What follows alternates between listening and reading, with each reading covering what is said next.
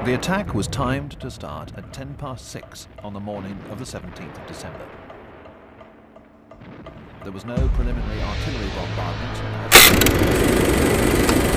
Pertempuran Sevastopol atau Pertahanan Sevastopol adalah pertempuran yang terjadi pada tanggal 30 Oktober 1941, yang dimana saat itu Jerman Nazi dan Rumania dalam operasi Barbarossa sedang menginvasi Uni Soviet. Dalam merebut Sevastopol ini, Jenderal Erich von Manstein mengerahkan lebih 200.000 pasukannya yang bergerak dari daratan Crimea.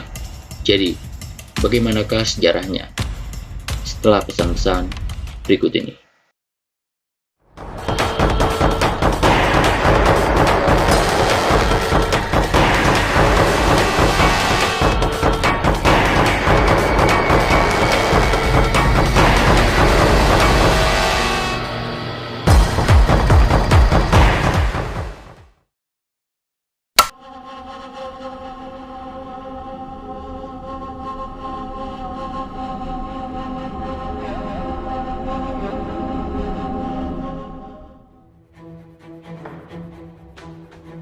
Dalam operasi Barbarossa, penyerangan Jerman ke Uni Soviet, atau lebih tepatnya ke daratan Crimea, sebenarnya bukanlah target utama selama invasi berlangsung.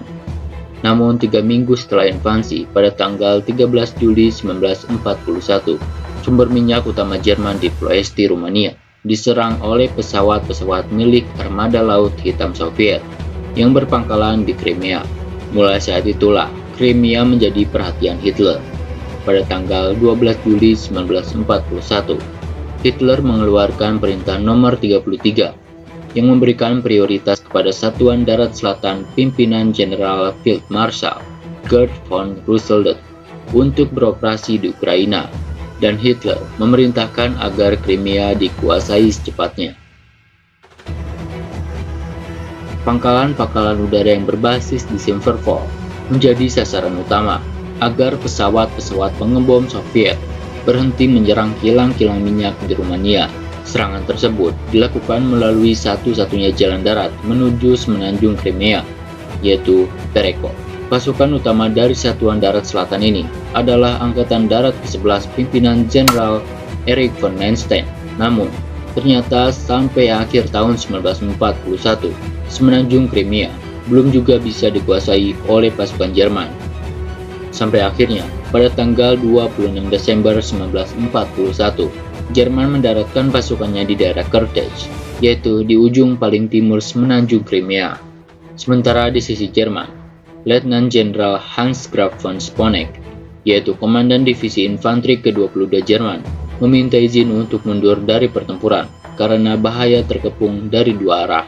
Akan tetapi, permintaan itu ditolak 3 kali oleh Hitler. 4 hari setelahnya, Soviet mendaratkan pasukannya di Feodosia, yaitu di sebelah barat pasukan dari von Sponeck. Kemudian, ia pun langsung bergerak mundur atas inisiatifnya sendiri dalam menyelamatkan pasukannya dari kepungan pasukan Soviet. Akibat dari 2 pendaratan ini, pasukan Jerman berhasil dipukul mundur.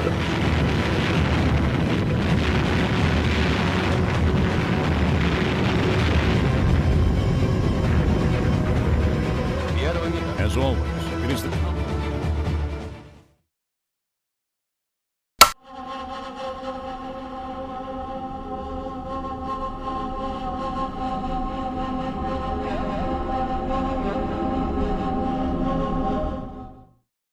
Tepatnya, di awal tahun pada tanggal 18 Januari 1942, von Manstein melakukan serangan balik dan mengambil alih Feodosia. Pasukan Soviet berhasil dipukul mundur ke garis pertahanan yang baru di Aka Monai. Akibat dari serangan balik itu, Stavka, Komando Tinggi Angkatan Bersenjata Soviet, mengirim perwakilannya ke semenanjung Crimea, yaitu Komisioner Lev Melkis, yang merupakan orang partai dan tidak memiliki pengalaman militer, tetapi dipilih karena merupakan seorang komunis yang fanatik. Kedudukan Melkis pun menjadi lebih tinggi dibandingkan komandan Soviet di front Crimea, yaitu Dmitry Timoyevich Kozlov yang berpangkat Letnan Jenderal.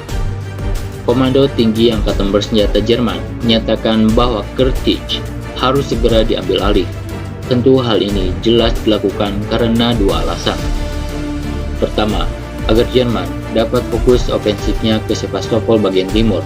Hal ini harus diselesaikan terlebih dahulu untuk mencegah pertempuran dua front. Kedua, pada tahun baru 1942, Hitler memiliki rencana baru untuk menduduki ladang minyak di Kaukasus.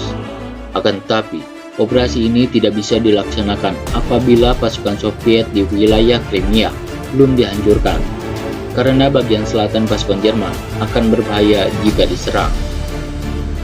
Demi mencapai keberhasilannya, pasukan von Manstein diberikan bantuan udara dari Korps Udara ke-8, pimpinan Jenderal der Flieger, yang merupakan satuan angkatan udara khusus dalam memberikan bantuan udara jarak dekat, dan von Manstein juga diberikan satuan baru, Divisi Panzer ke-22.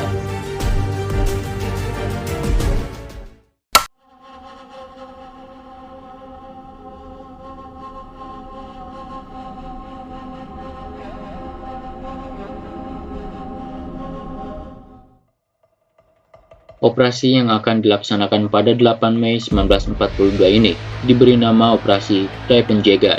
Kozlov sangat yakin bahwa pasukan Jerman akan menyerang melalui jalur utara semenanjung Crimea, sehingga ia menempatkan Angkatan Darat ke-51 dan pasukan lapis bajanya di wilayah utara. Namun, penyerangan melalui jalur selatan dianggap sangat tidak mungkin, sehingga Kozlov hanya memposisikan divisi senapan ke-63-nya yang lemah di wilayah selatan. Namun, semua itu di luar dugaan. Pasukan Jerman menyerang melalui jalur selatan. Dengan segera, pasukan Jerman bergerak mengepung, dan hanya dilakukan dari satu arah saja. Tembakan-tembakan artileri Jerman dan pesawat-pesawat Stuka menggempur posisi Soviet. Pada hari kedua pertempuran, von Manstein mengirim divisi Panzer ke-22 setelah berhasil menembus garis pertahanan Soviet.